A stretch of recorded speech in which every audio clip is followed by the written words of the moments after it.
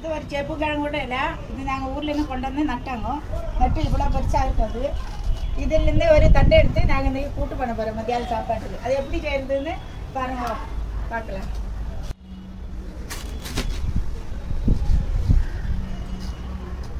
இப்போ இது நம்ம நல்லா சின்ன சின்னதாக கட் பண்ணி எடுத்துப்போம்.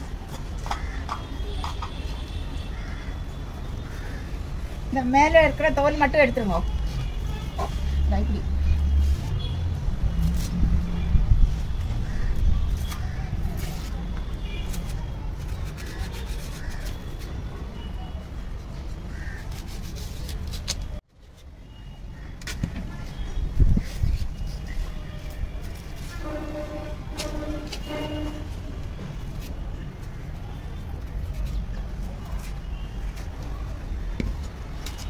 இதெல்லாம் இப்படி எடுத்துக்கணும்.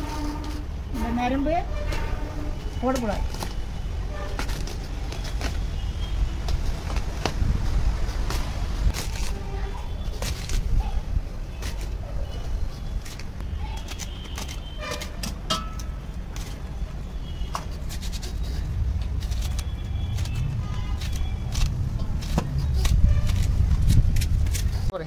இப்போ நம்ம நல்லா கழுகி எடுத்துக்கலாம் தண்ணி ஊற்றி.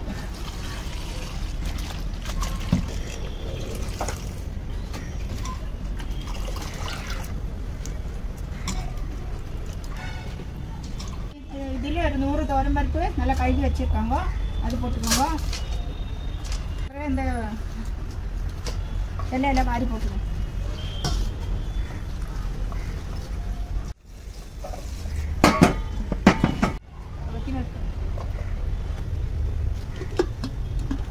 இப்போ இந்த தொக்கு பண்ணுறது தேவை மிளகுத்தூள், ஜீரகம், சின்ன வெங்காயம், மஞ்சள்,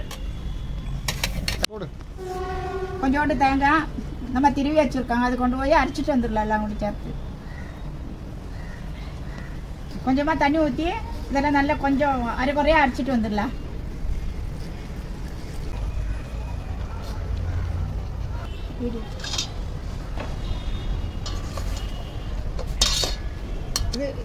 இது வெந்தரிச்சு நம்ம இறக்கிடலாம்.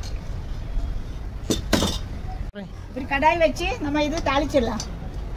இப்போ நம்ம கோகனட்டை வெளியே ஊற்றி தாளிச்சிடலாம். உங்களுக்கு எந்த எண்ணெய் வேணுங்களும் ஊற்றிக்கோங்க.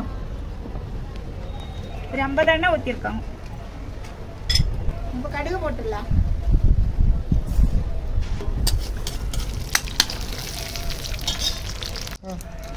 நம்ம 2 காஞ்ச மிளகு இதுலேயே போட்டுடலாம். கொஞ்சம் கறிவேப்பிலை போட்டுடலாம்.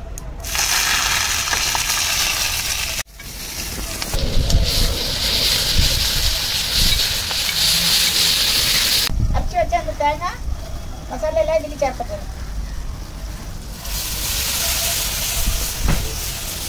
அது மேலே இந்த தொக்கு இதில் போக போகிறோம்.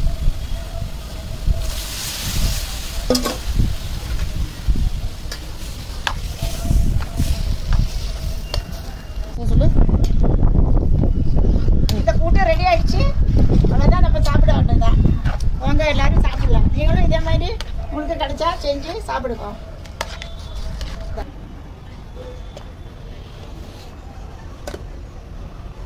இந்த குழம்பு ரொம்ப நல்லா இருக்கும், நல்லா டேஸ்ட்டாக இருக்கும்.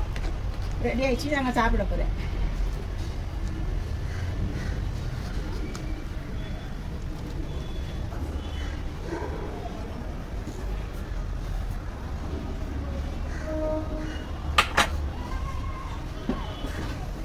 எந்த மாதிரி இருக்கேன்